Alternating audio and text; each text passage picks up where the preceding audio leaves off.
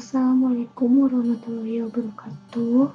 Pertama-tama kami sampaikan kepada yang terhormat Ibu atau Bapak dosen yang telah membimbing kami serta teman-teman secara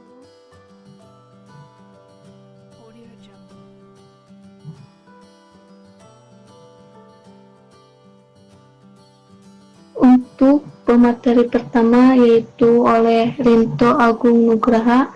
Saya persilahkan untuk Kang Rinto Agung Nugraha untuk memaparkan atau menjelaskan materi yang akan dibawakan.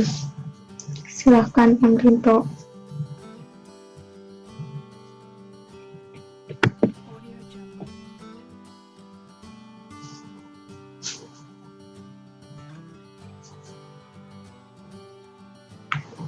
Assalamualaikum warahmatullahi wabarakatuh. Perkenalkan, nama saya Rinto Agung Nugraha. Saya di sini akan menjelaskan tentang asuhan keperawatan keluarga pada Nyonya D dengan gangguan sistem kardiovaskuler akibat hipertensi. Di sini ada laporan kasus anggota keluarga Tuan K pada Nyonya D umur 53 tahun dengan gangguan sistem kardiovaskuler hipertensi di Dusun Pasir Ipis RT 4 RW 2 Desa Karangbungur Kecamatan Buah 2 Kabupaten Sumedang. Di sini ada bagian A, pengkajian keluarga. Yang pertama, data umum. Nama kepala keluarga Tuan K, usia 55 tahun, pendidikan SMP, pekerjaan wira swasta, alamat Dusun Pasir Ipis RT 4 RW 2 Desa Karangbungur Kecamatan Buah 2 Kabupaten Sumedang. Lalu di sini ada komposisi keluarga. Di sini ada komposisi keluarga, di dalam keluarga saya tabel. Pertama ada Nyade, jenis kelamin perempuan, hubungan dengan kepala keluarga sebagai istri, umur 53 tahun, pendidikan SMP, pekerjaan ibu rumah tangga. Lalu data kedua ada Tuan A, jenis kelamin laki-laki, hubungan dengan kepala keluarga adalah anak, umur 29 tahun, pendidikan SMA, pekerjaan wirausaha. Lalu di sini ada genogram. Tuan K adalah anak pertama dari 2 bersaudara, sedangkan Nyonya D adalah anak kelima dari 8 bersaudara. Lalu menikah dengan Tuan K dan mempunyai 1 orang anak laki-laki. Di sini ada tipe keluarga. Keluarga Tuan K adalah keluarga dengan tipe keluarga usia pertengahan, di mana hanya terdapat orang tua saja yang tinggal bersama, yaitu ayah dan ibu. Lalu yang kedua ada suku bangsa. Keluarga Tuan K bersuku Sunda dan bangsa Indonesia. Yang ketiga agama. Keluarga Tuan K beragama Islam. Yang keempat status ekonomi keluarga. Nyonya D merupakan seorang ibu rumah tangga dan Nyonya D mengatakan suaminya ini bekerja sebagai seorang wira swasta dengan penghasilan yang tidak menentu. Dalam sebulan, Tuan K dapat berpenghasilan kurang lebih 4 juta. Yang kelima, aktivitas rekreasi keluarga. Nyonya D mengatakan jarang melakukan rekreasi dikarenakan merasa sudah tua yang sudah tidak perlu lagi rekreasi. Nyade mengatakan daripada uang yang digunakan untuk rekreasi, lebih baik ditabung untuk bekal di masa tua dan untuk kebutuhan yang tidak terduga.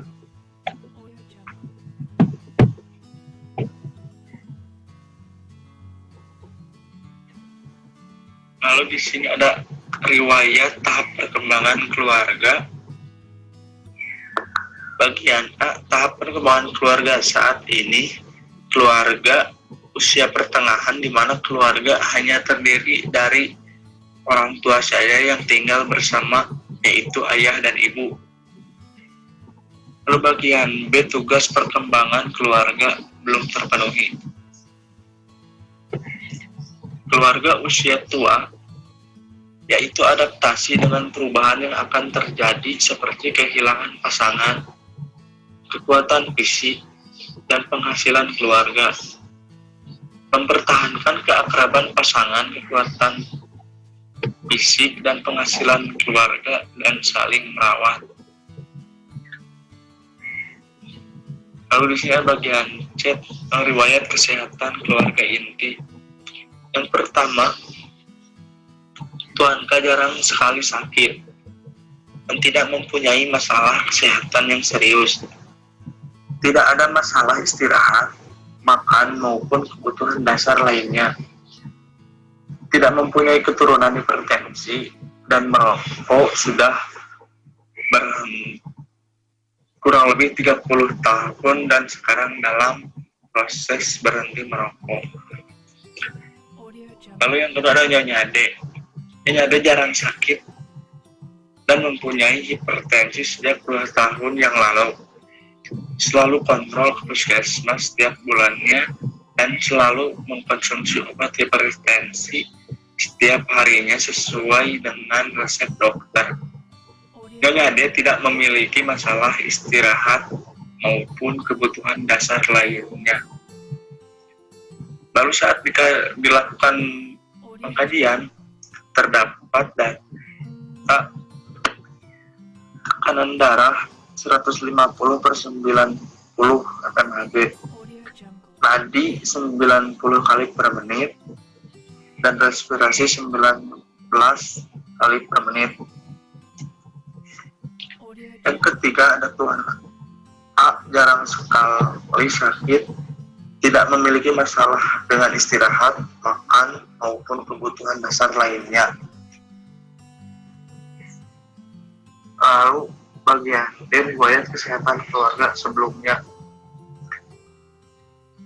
Nyade tidak mempunyai riwayat hipertensi dari ibu dan ayahnya ataupun dari keluarganya yang lain.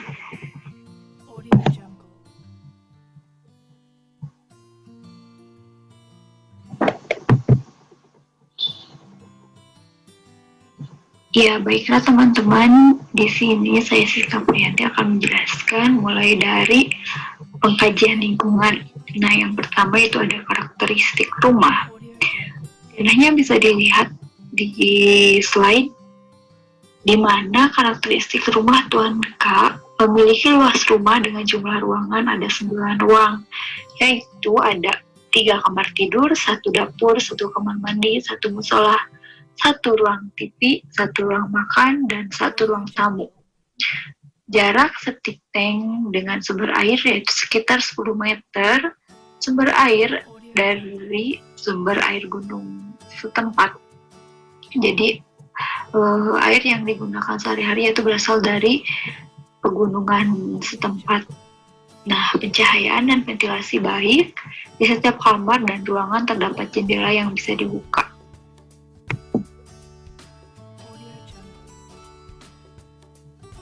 Selanjutnya yaitu ada karakteristik tetangga dan komunitas. Karakteristik lingkungan yang lebih dekat, tipe lingkungan yaitu pedesaan, keadaan tempat tinggal dan jalan baik dan terpelihara, kondisi jalannya baik. Karakteristik demografi lingkungan, kelas sosial yaitu menengah dengan etnis Sunda asli maupun para imigrasi dari berbagai daerah di Indonesia. Pelayanan kesehatan yang tersedia yaitu yang sering dikunjungi keluarga adalah bidan dan puskesmas terdekat, dan fasilitas pendidikan yang terdapat di desa tersebut yaitu ada 1 SD dan 1 PAUD. Kebiasaan yang dilakukan antar tetangga biasanya berbelanja sayur di pagi hari dan makan bersama. Setelah itu pada sore harinya mengobrol sambil bermain dengan anak-anak. Begitupun keluarga Tuan K, apabila ada tetangga yang sakit atau meninggal dunia, warga pasti memiliki toleransi untuk datang menjenguk. Kerja bakti di wilayah ini sering dilakukan dan menurut Nyonya D, kebanyakan warga membersihkan area jalan utama. Untuk ronda di RW tersebut juga sudah ada. Yang selanjutnya yaitu ada mobilitas geografis keluarga. Tuan K adalah penduduk asli dari Dusun Pasir Ipis, Desa Karangbungur. Tuan K sudah memiliki rumah yang permanen dan tidak pernah pindah rumah. Yang selanjutnya ada perkumpulan keluarga dan interaksi dengan masyarakat. Keluarga Tuan K sering berkumpul bersama keluarga adik-adiknya. Jadi adik-adiknya itu rumahnya tidak jauh dengan Tuan K sehingga banyak waktu untuk bisa berkumpul bersama. Anggota keluarga sering berinteraksi dengan tetangga atau masyarakat sekitar. Sistem pendukung keluarga yang selanjutnya ya. Pendukung informal dan dalam keluarga Tuan K adalah Tuan K sendiri. Pendukung formal yang biasa membantu keluarga Tuan K yaitu ada keluarga terdekat dan tetangga, dan dukungan dalam pemberian motivasi selalu diberikan satu sama lain oleh keluarga Tuan K lainnya seperti adik-adiknya, sanak saudara yang terdekat.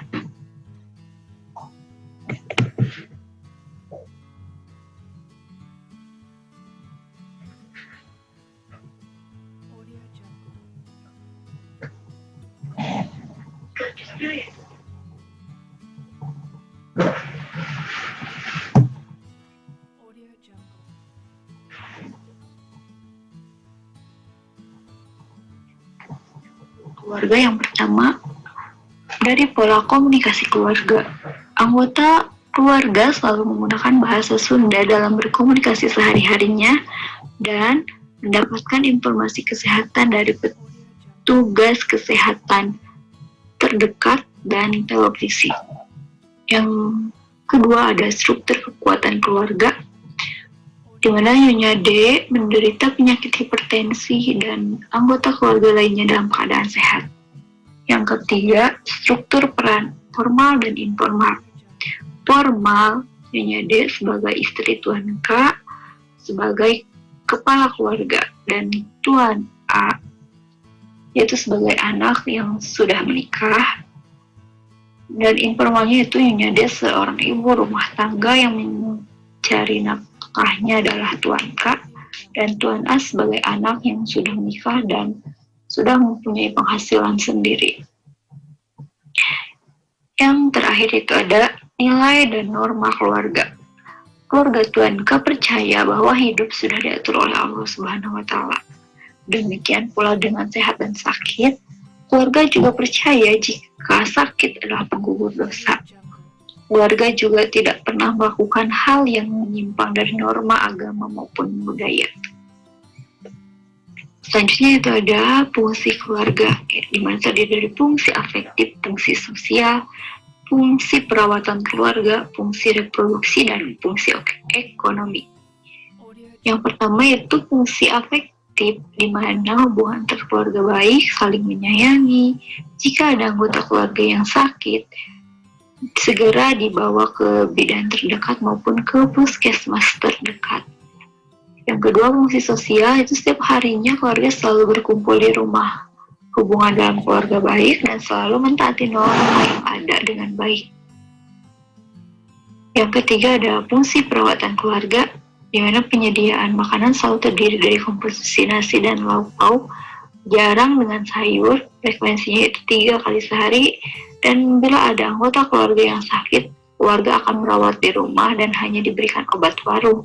Jika Jika sakitnya tidak kunjung sembuh, maka akan dibawa ke layanan kesehatan terdekat.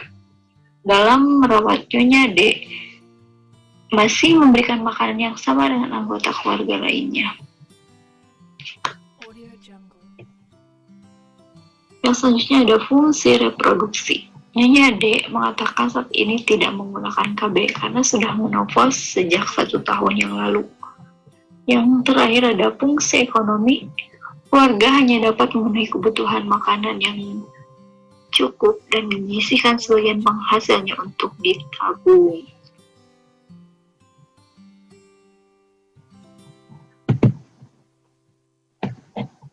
Audio Jungle.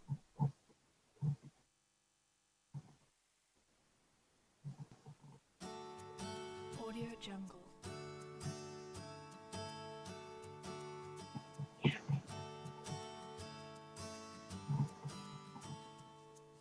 Audio Jungle.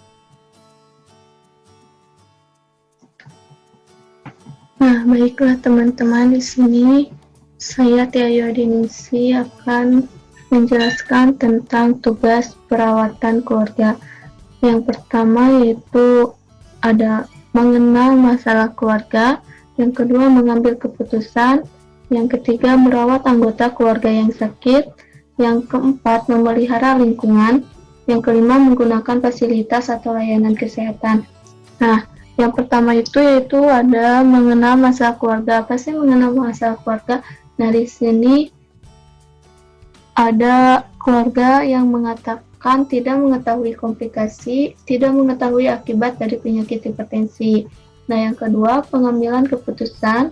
Ketika ditanya mengenai keputusan yang diambil tentang tindakan segera saat sakit, Nyonya D hanya mengatakan kalau hanya sakit-sakit biasa seperti sakit kepala, biasanya membeli obat warung dan setelah itu istirahat. Kalau sakitnya sudah parah dan tidak tertahan lagi, baru akan memaksakan pergi ke layanan kesehatan terdekat. Yang ketiga, merawat anggota keluarga yang sakit. Ketika ditanya mengenai mampukah keluarga memberi perawatan pada anggota keluarga yang sakit, Tuan K mengatakan bingung dan terkadang tidak tahu caranya untuk merawat anggota keluarganya. Tuan K tidak mempunyai kartu jaminan kesehatan berdasarkan penjelasan Tuan K bahwa keluarga belum mampu merawat anggota keluarga yang sakit. Yang keempat, memelihara lingkungan. Keluarga sudah baik dalam memelihara lingkungan dan rumah. Terlihat rumah dengan pencahayaan dan ventilasi yang cukup dan tidak terlihat berantakan. Yang terakhir, menggunakan fasilitas atau pelayanan kesehatan. Nah, keluarga sudah menggunakan fasilitas kesehatan untuk berobat. Lalu ada stres dan coping keluarga. Yang pertama itu ada stresor jangka pendek dan panjang. Stresor jangka pendek, pada Nyonya D sering mengeluh pusing. Sedangkan stresor jangka panjang, Nyonya D khawatir tentang tekanan darahnya yang tinggi. Yang kedua, ada kemampuan keluarga dalam respon terhadap situasi dan stresor. Keluarga mampu dalam merespon terhadap stresor karena Nyonya D selalu kontrol atau memeriksakan tekanan darahnya. Tetapi keluarga juga tidak tahu bagaimana caranya menangani hipertensi secara non-farmakologi. Yang ketiga ada strategi coping yang digunakan. Anggota keluarga selalu bermusyawarah, juga berdoa untuk menyelesaikan masalah yang ada. Yang keempat ada strategi adaptasi disfungsional. Nyonya D apabila sedang merasa fungsi atau berat kepala, maka akan beristirahat atau tidur. Nah, di sini ada proses keperawatannya. Yang pertama ada pemeriksaan fisik. Pada keadaan umum, tekanan darah Tuan K 110/80 mmHg dan Nyonya D 150/90 mmHg, Tuan A 120/80 mmHg. Lalu ada respirasi 21 kali per menit. pada Tuan K, sedangkan Nyonya D 19 kali per menit, Tuan A 22 kali per menit, nadi pada Tuan K 93 kali per menit, Nyonya D 90 kali per menit, Tuan A 87 kali per menit. Lalu yang kedua ada pemeriksaan fisik head to toe. Yang pertama ada kepala. Pada Tuan K, bentuk kepala normal, tidak ada lesi dan tidak ada nyeri tekan. Sedangkan pada Nyonya D, bentuk kepala normal, tidak ada lesi, tidak ada nyeri tekan. Tuan A, bentuk kepala normal, tidak ada lesi, tidak ada nyeri tekan. Lalu yang kedua ada rambut. Pada Tuan K tampak bersih, tidak ada kotoran, kekuatan rambut baik, rambut berwarna hitam dan beruban. Sedangkan pada Nyonya D tampak bersih, tidak ada kotoran, rambut rontok, rambut berwarna hitam, tebal dan beruban. Dan Tuan A tampak bersih, kekuatan rambut baik, rambut berwarna hitam. Yang ketiga ada mata. Pada Tuan K, mata tampak simetris, tidak menggunakan alat bantu penglihatan, konjungtiva anemis, tidak ada ikterik, tidak ada nyeri tekan. Audio Jungle.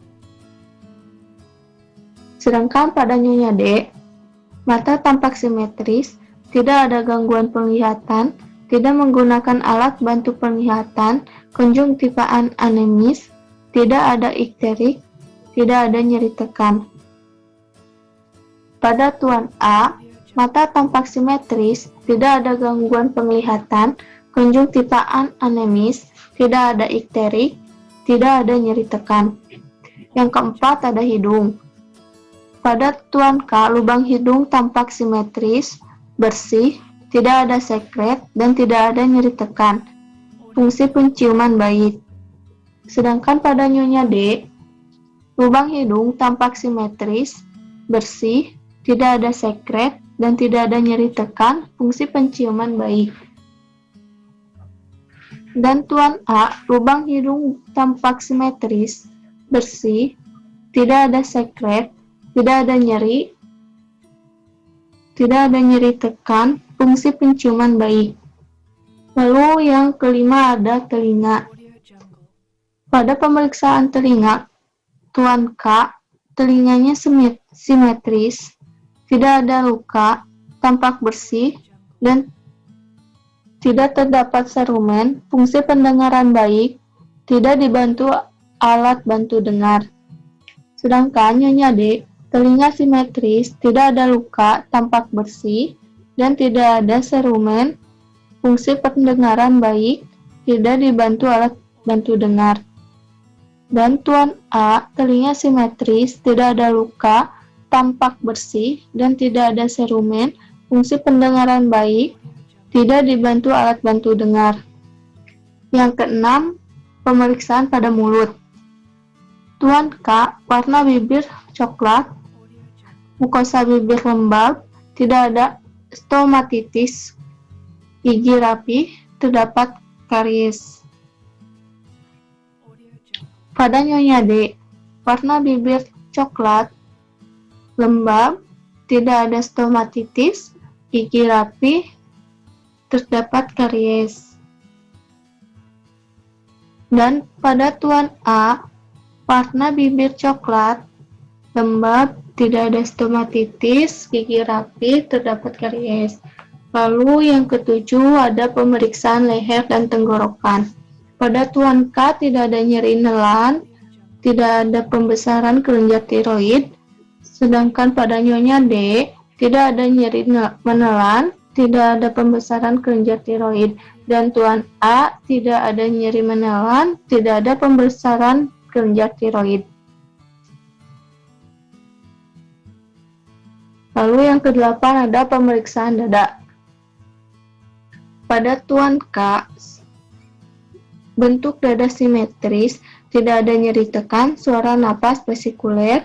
Pada Nyonya D, bentuk dada simetris, tidak ada nyeri tekan, suara napas vesikuler. Dan Tuan A, bentuk dada simetris, tidak ada nyeri tekan, suara napas vesikuler. Yang kesembilan, ada pemeriksaan fisik pada abdomen. Audio Jungle. Pada abdomen Tuan K tidak asites, bising usus 7 kali per menit di kuadran kiri bawah, Audio Jungle. tidak ada hepatomegali. Sedangkan Nyonya D tidak ada asites, bising usus 5 kali per menit di kuadran kiri bawah, tidak ada hepatomegali. Dan Tuan A tidak terdapat asites, bising usus 6 kali per menit di kuadran kanan atas, tidak ada hepatomegali. Audio Jungle. Lalu selanjutnya ada kulit. Warna kulit sawo matang merata, tidak terdapat lesi, tugar kulit lembab. Nyonya D, warna kulit kuning langsat merata, tidak terdapat lesi, tugar kulit lembab. Dan Tuan A, warna kulit sawo matang merata, tidak terdapat lesi, tugar kulit lembab. Audio Jungle. Lalu selanjutnya ada ekstremitas atas, tangan tampak simetris, kiri dan kanan, jari tangan tampak lengkap, kuku tampak kotor, CRT kurang dari 2 detik. Pada Nyonya D, tangan tampak simetris, kiri dan kanan, jari tangan tampak lengkap, kuku tampak bersih, CRT kurang dari 2 detik. Dan Tuan A, tangan tampak simetris, kiri dan kanan, jari tangan tampak lengkap, kuku tampak kotor, CRT kurang dari 2 detik. Yang terakhir yaitu pemeriksaan fisik pada ekstremitas bawah. Tuan K, kaki tampak simetris kiri dan kanan. Nyonya D, kaki tampak simetris kiri dan kanan. Tuan A, kaki tampak simetris kiri dan kanan. Lalu di sini ada harapan keluarga, yaitu terhadap masalah kesehatan. Keluarga mengatakan semoga selalu sehat dan Nyonya D berharap semoga tekanan darahnya dapat kembali normal sehingga tidak lagi harus mengkonsumsi obat setiap hari. Yang kedua ada terhadap petugas kesehatan. Keluarga mengatakan sangat senang karena dilakukan pemeriksaan sehingga keluarga dapat mengetahui status kesehatannya, dan keluarga berharap semoga tenaga kesehatan selalu berkunjung ke rumah setiap bulan agar keluarga dapat mengetahui perkembangan kesehatan mereka setiap bulannya. Lalu di sini ada analisa data.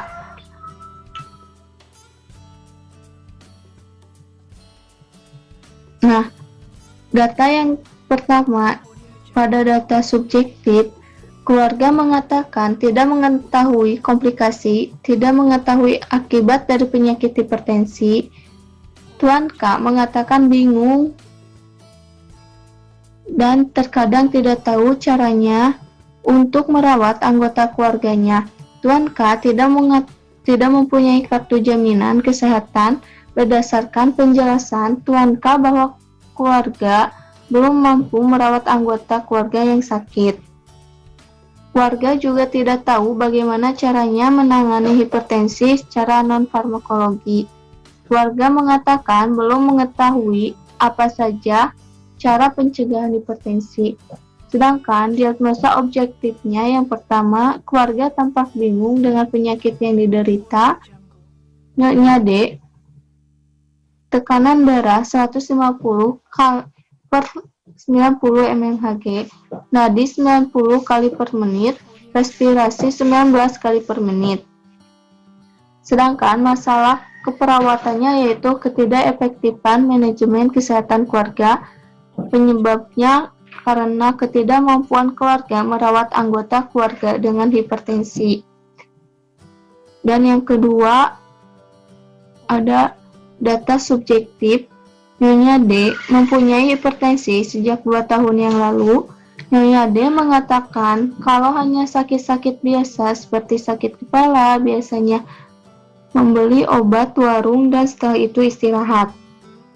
Sedangkan data objektifnya, pada pemeriksaan fisik Nyonya D terdapat tekanan darah 150/90 mmHg, nadi 90 kali per menit, respirasi 19 kali per menit. Terdapat masalah yaitu ketidakefektifan pemeliharaan kesehatan keluarga.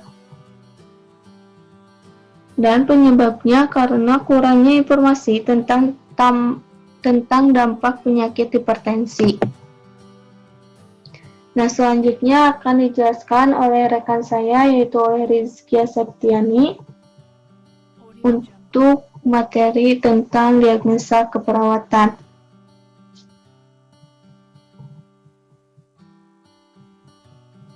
Audio Jungle.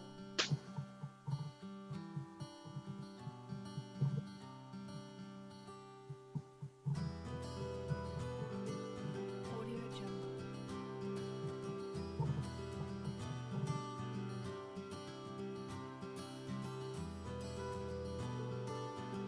Audio Jungle.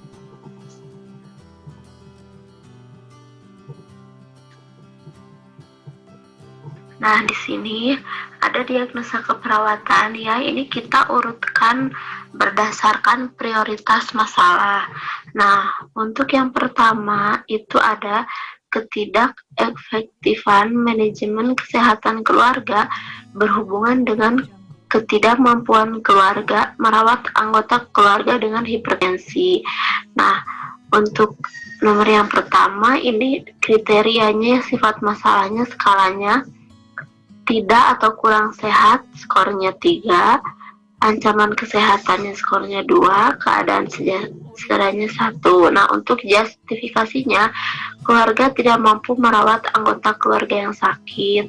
Nah, untuk yang kedua, kemungkinan masalah dapat diubah. Nah, dengan skala mudah skornya 2, sebagian skornya 1, dan tidak dapat skornya 0. Nah, untuk justifikasinya, latar belakang Tuan K dan Nyonya D berpendidikan SMP sehingga tidak mudah untuk menerima informasi dan penjelasan yang diberikan oleh petugas.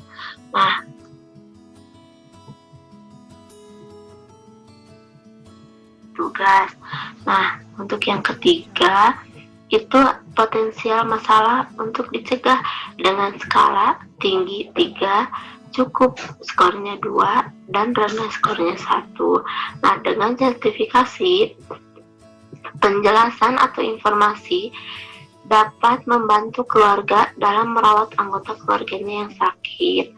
Nah, yang keempat, ini menonjolnya masalah dengan skala masalah berat yang harus ditangani itu skornya 2, ada masalah tapi tidak perlu ditangani itu skornya 1, dan masalah tidak dirasakan itu skornya 0.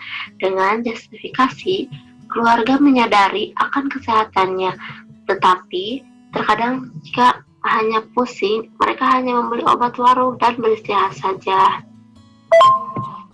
Nah, untuk diagnosa yang kedua, ini ada ketidakefektifan pemeliharaan kesehatan keluarga berhubungan dengan kurangnya informasi dampak penyakit hipertensi. Nah, dengan kriterianya, yang pertama itu sifat masalahnya, skalanya tidak atau kurang sehat dengan skor 3, ancaman kesehatan 2, keadaan sejahtera skornya dengan 1, dan justifikasinya, keluarga tidak pernah memeriksa diri ke petugas kesehatan dan hanya minum obat warung saja. Nah, untuk yang kedua, kemungkinan masalah dapat diubah seperti tadi ya. Skalanya mudah, skornya 2, sebagian 1, tidak dapat 0. Nah, dengan justifikasi, Nyonya B tidak mengetahui tentang penyakit komplikasi yang akan terjadi pada hipertensi dan tidak tahu bagaimana caranya untuk mencegah hipertensi. Nah, untuk yang ketiga, ini potensial masalah untuk dicegahnya, ini bobotnya 1 untuk kasus di sini ya, dengan justifikasinya, dengan informasi lengkap tentang hipertensi, pengobatan farmakologi, dan contoh dalam pencegahan secara non-farmakologi. Nah, untuk yang keempat, menonjolnya masalah skala. Di sini kasusnya dia memiliki bobot 1 dengan justifikasi. Keluarga menyadari akan kesehatannya, tetapi tidak mampu pergi untuk ke petugas kesehatan. Nah, jadi di sini dapat disimpulkan untuk diagnosa keperawatan dalam kasus tersebut itu ada 2 prioritas. Yang pertama yaitu ketidakefektifan pemeliharaan kesehatan keluarga berhubungan dengan kurangnya informasi tentang dampak penyakit hipertensi.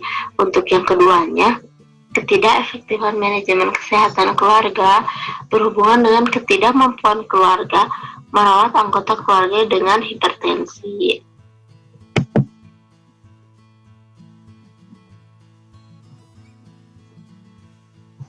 Nah, lalu di sini ada rencana asuhan keperawatan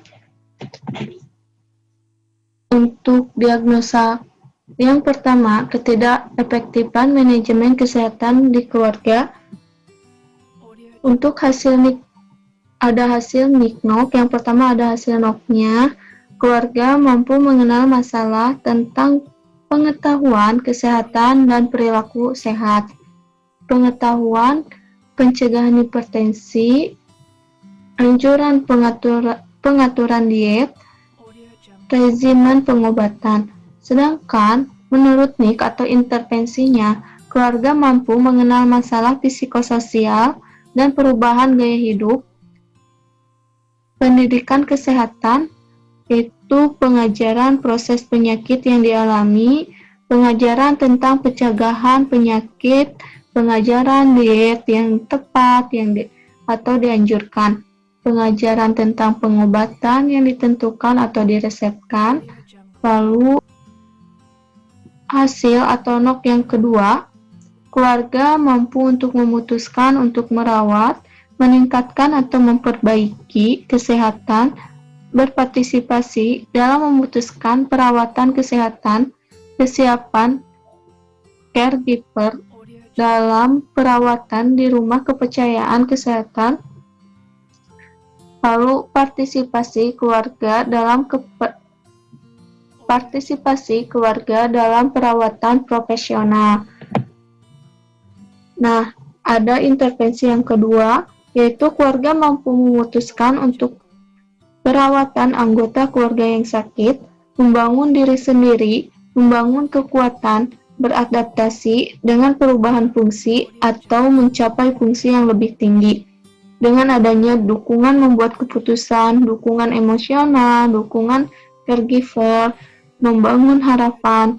Terus yang ketiga, hasil atau NOC, ada keluarga mampu merawat anggota keluarga untuk meningkatkan atau memperbaiki kesehatan. Perilaku kepatuhan, menyiapkan diet yang tepat, melakukan aktivitas yang tepat, kontrol nyeri, perilaku meningkatkan kesehatan. Lalu intervensi yang ketiga, keluarga mampu merawat anggota keluarga yang sakit dan memberikan dukungan dalam meningkatkan status kesehatan, manajemen nutrisi yang tepat, konseling nutrisi, manajemen nyeri. Kemampuan keluarga memberikan perawatan langsung, lalu intervensinya ada dukungan memberikan perawatan, proses pemeliharaan keluarga, dukungan keluarga, peningkatan keterlibatan keluarga. Nah, ini ada hasil yang keempat, yaitu keluarga mampu memodifikasi lingkungan, kontrol resiko dan keamanan, deteksi risiko, pengetahuan tentang pencegahan jatuh, dukungan keluarga selama pengobatan, perilaku pencegahan jatuh, menyiapkan lingkungan rumah yang aman. Lalu ini ada intervensinya. Keluarga mampu memodifikasi lingkungan dalam hal pencegahan jatuh, manajemen lingkungan yaitu rumah yang aman, bantuan pemeliharaan rumah, meningkatkan support atau sistem, manajemen lingkungan. Lalu ada hasil yang kelima, Keluarga mampu memanfaatkan fasilitas kesehatan, pengetahuan tentang sumber kesehatan, perilaku mencari pelayanan kesehatan, partisipasi keluarga dalam perawatan keluarga. Nah, lalu ini intervensi yang kelima, keluarga mampu memanfaatkan fasilitas kesehatan, panduan pelayanan kesehatan, mengunjungi fasilitas kesehatan, bantuan sistem kesehatan. Dan ada diagnosa yang kedua, yaitu ketidakefektifan pemeliharaan kesehatan keluarga. Dengan hasil, keluarga mampu mengenal masalah pengetahuan, manajemen penyakit hipertensi, pengetahuan tentang proses penyakit, dan intervensi. Keluarga mampu mengenal masalah pengajaran proses penyakit, pengajaran individu, pengajaran kelompok. Nah, sekian penjelasan dari kami. Bila ada kata-kata atau pemaparan materi yang kurang pas atau masih harus direvisi ataupun kritik dan sarannya, boleh untuk dicantumkan di komentar di bawah ini ya. Sekian dan terima kasih. Wabillahi taufiq wal hidayah. Wassalamualaikum warahmatullahi wabarakatuh.